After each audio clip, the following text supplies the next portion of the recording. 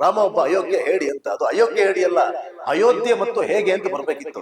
ಇದೇ ನನ್ನ ಕೈಯಿಂದ ಕಪಾಲ ಮೋಕ್ಷ ಮಾಡಿಬಿಟ್ಟು ಮಸೀದಿಯನ್ನ ಹೊಡೆದ್ಬಿಟ್ಟು ಮಂದಿರ ಕಟ್ರೆ ಅಲ್ಲಿ ದೇವರಿರಲ್ಲ. ರಾಮನಿಗೆ ಕಂಕಣ ಕಟ್ಟ ಹೋಗ್ತಾನೆ, ಜೈ ವಿಜಯ್ ಬಾಬಾ, ಈ ಯುದ್ಧದಲ್ಲಿ ನಿಂಗೆ ಜಯ ಸಿಗ್ಲಿ ಅಂತ ಹೇಳಿ. ಶ್ರೀಲಂಕಾದಲ್ಲಿ ರಾವಣನ ಪೂಜೆ ಮಾಡ್ತಾರೆ, ಭಾರತದಲ್ಲಿ ರಾಮನ ಪೂಜೆ ಮಾಡ್ತಾರೆ. ಅದೇ ಅದ್ರಲ್ಲಿ ಏನೇ ತಪ್ಪು? ಎಲ್ಲರಿಗೂ ನಮಸ್ಕಾರ. ನಾನು ನಿಮ್ಮ ವಿನೋದ್ ಶೆಟ್ಟಿ ಮಾತಾಡ್ತಾ ಇರೋದು. ನಾನೊಬ್ಬ ಜಾತ್ಯತೀತವಾದಿ ಚಿಂತಕ. ಕೆಲವೊಂದು ವಿಚಾರಗಳು ಸ್ಪಷ್ಟತೆ ನನ್ನಲ್ಲಿ ಇರುತ್ತೆ, ಅದನ್ನ ಒಪ್ಕೊಳ್ಳೋರು ಒಪ್ಕೊಂತಾರೆ, ಕಷ್ಟ ಆದವರು ಅದನ್ನ ಕಷ್ಟ ಅಂತ ತಿಳ್ಕೊಂತಾರೆ. ಕೆಲವೊಂದು ಗೊಂದಲಗಳು ಸೃಷ್ಟಿಯಾಗಿದೆ ನನ್ನ ಮೇಲೆ. ಅದಕ್ಕೆ ನಾನು ಸಂಪೂರ್ಣವಾಗಿ ನಿಮ್ಮ ಮುಂದೆ ನಾನು ಸ್ಪಷ್ಟತೆಯನ್ನು ಕೊಡ್ಲಿಕ್ಕೆ ನಾನು ಬಂದಿದ್ದೀನಿ. ನೋಡಿ ಸರ್, ನಾನೊಂದು ಮಾತಾಡ್ತೀನಿ ಬ್ರದರ್. ಇಲ್ಲಿ ಏನಾಯ್ತು ಅಂತಂದ್ರೆ, ಈಗ ನಾನೊಂದು ವಿಡಿಯೋ ಮಾಡ್ತೀನಿ. ಈಗ ಮೊನ್ನೆ ನಾನೊಂದು ಸ್ವಲ್ಪ ಲೈವಲ್ಲಿ ಮಾಡಿದ್ದೆ, ಹೌದಾ? ನಾನು ಒಬ್ಬನೇ ಮಾಡಿದೆ. ಮುಂಚೆ ನಾನು ಸ್ಟುಡಿಯೋದಲ್ಲಿ ಮಾಡ್ತಾ ಇದ್ದೆ. ಆವಾಗ ನನ್ನ ಹತ್ರ ಕೆಲಸಗಾರರಿದ್ರು. ಈಗ ಅದರಿಂದ ನನಗೆ ಯಾವುದೇ ವರಮಾನ ಇಲ್ಲ. ಅದಕ್ಕೆ ನಾನು ಸ್ಟುಡಿಯೋ ಮುಚ್ಚಿಬಿಟ್ಟೆ. ನಂದು ಕರ್ನಾಟಕ ನ್ಯೂಸ್ ಚಾನಲ್ ಅಂತಿತ್ತು, ಕರ್ನಾಟಕ ಎಕ್ಸ್ಪ್ರೆಸ್, ಅದನ್ನ ನಾನು ಮುಚ್ಚಿದ್ದೀನಿ ನಾನು. ಇವಾಗ ಏನಾಯ್ತು ಅಂತಂದ್ರೆ, ಇತ್ತೀಚೆಗೆ ಚಿತ್ರದುರ್ಗದ ಒಬ್ಬ ಹುಡುಗ ಮಹೇಶ್ ಅಂತೇಳಿ ನನ್ನ ಹತ್ರ ಕೆಲಸ ಕೇಳ್ಕೊಂಬಂದ. ಸರ್, ಏನಾರು ಮಾಡಿ ನನಗೆ ಕೆಲಸ ಕೊಡಿ ಅಂತ. ಎಲ್ಲಿದ್ಯಪ್ಪ, ಎಲ್ಲಿ ರೂಮ್ ಮಾಡ್ಕೊಂಡಿದ್ಯಾ ಅಂತ. ಇಲ್ಲ, ಸ್ವಲ್ಪ ದೂರದಲ್ಲಿದ್ದೀನಿ ಅಂತ. ನಾನು ಅದಕ್ಕೆ ಹೇಳಿದೆ, ನಾವೇ ಪಾಪಿ ಪರದೇಸಿಯಪ್ಪ. ನಾವೊಬ್ರು ಮಧ್ಯಮ ವರ್ಗ, ನಾನು ಬಡವನೂ ಅಲ್ಲ ಶ್ರೀಮಂತೂ ಅಲ್ಲ, ಮಧ್ಯಮ ವರ್ಗದ ಒಬ್ಬ ಹೋರಾಟಗಾರ ನಾನು.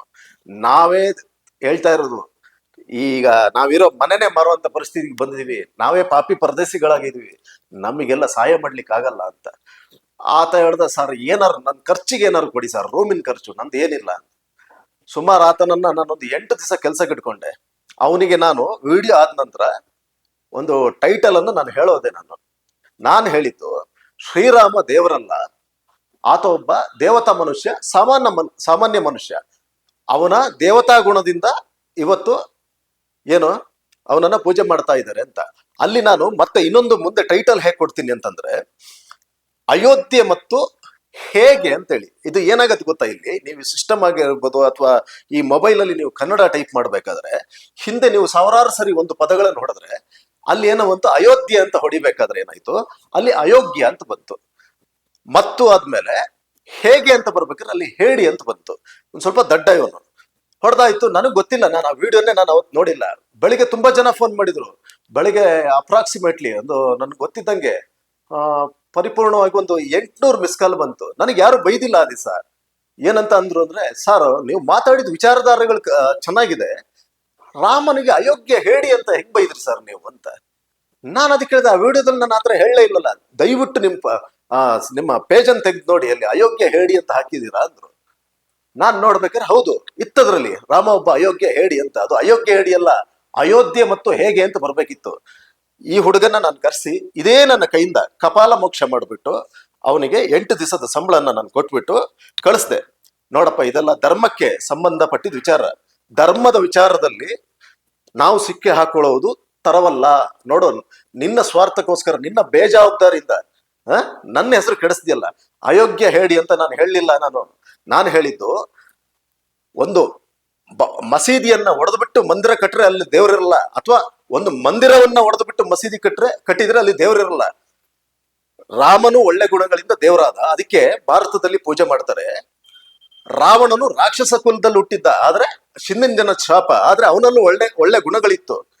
ರಾಮನಿಗೆ ಕಂಕಣ ಕಟ್ಟ ಹೋಗ್ತಾನೆ, ಜೈ ವಿಜಯ್ ಬಾಬಾ, ಈ ಯುದ್ಧದಲ್ಲಿ ನಿಂಗೆ ಜಯ ಸಿಗ್ಲಿ ಅಂತ ಹೇಳಿ. ಹಾಗಾಗಿ ಶ್ರೀಲಂಕಾದಲ್ಲಿ ಏನ್ ಮಾಡ್ತಾರೆ, ರಾವಣನನ್ನ ಲಂಕಾಧಿಪತಿ ಅಂತಾರೆ, ಲಂಕೇಶ್ವರ ಅಂತಾರೆ. ಹಾಗಾಗಿ ಶ್ರೀಲಂಕಾದಲ್ಲಿ ರಾವಣನ ಪೂಜೆ ಮಾಡ್ತಾರೆ, ಭಾರತದಲ್ಲಿ ರಾಮನ ಪೂಜೆ ಮಾಡ್ತಾರೆ ಅಂದೆ. ಅದ್ರಲ್ಲಿ ಏನೇ ತಪ್ಪು? ಆ ಟೈಟಲ್ ಮಿಸ್ಟೇಕ್ ಮಾಡಿದ್ ನಂದಲ್ಲ. ಕರ್ನಾಟಕ ಜನತೆ ಮುಂದೆ ತಾಯಬಾಗಿ ಈಗಲೂ ಕ್ಷಮೆ ಕೇಳ್ತೀನಿ. ರಾಮನಿಗೆ ನಾನು ಅಯೋಗ್ಯ ಹೇಳಿ ಅಂತ ಬೈದಿಲ್ಲ.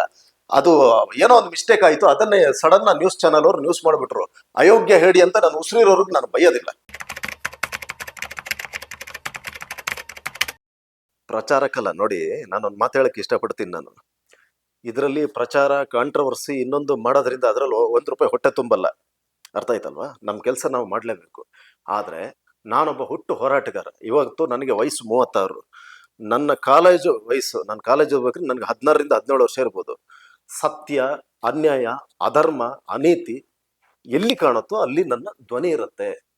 ಪ್ರಚಾರಕ್ಕೋಸ್ಕರ ಅಲ್ಲ. ಸುಳ್ಳು. ಈಗ ನೋಡಿ, ನೀವು ಕೇಳಿದ್ರೆ ಈ ದೊಡ್ಡ ದೊಡ್ಡ ಗಣ್ಯ ವ್ಯಕ್ತಿಗಳ ಬಗ್ಗೆ ಮಾತಾಡ್ತೀರಂತ. ನೋಡಿ, ಮನುಷ್ಯ ಸತ್ಯ ನ್ಯಾಯ ಧರ್ಮದಿಂದ ಬದುಕಬೇಕು. ತನ್ನ ಹೊಟ್ಟೆಪಾಡಿಗೋಸ್ಕರ ತಾನು ಚೆನ್ನಾಗಿರ್ಬೇಕು ಅಂತ ಇನ್ನೊಬ್ಬರ ಜೀವನನ ಹಾಳು ಮಾಡಬಾರ್ದು. ಅರ್ಥ ಆಯ್ತಲ್ವಾ? ಸೊ ಅಂಥವ್ರು ಯಾರೇ ಇರಲಿ, ಬೇಕಾದ್ರೆ ನಾನು ಅವ್ರ ವಿರುದ್ಧ ಗುಡುಗ್ಲಿಕ್ಕೆ, ನನ್ನ ಧ್ವನಿ ಎತ್ತಲಿಕ್ಕೆ ನಾನು ಯಾವತ್ತೂ ಸಿದ್ಧ ಆಗಿದ್ದೀನಿ.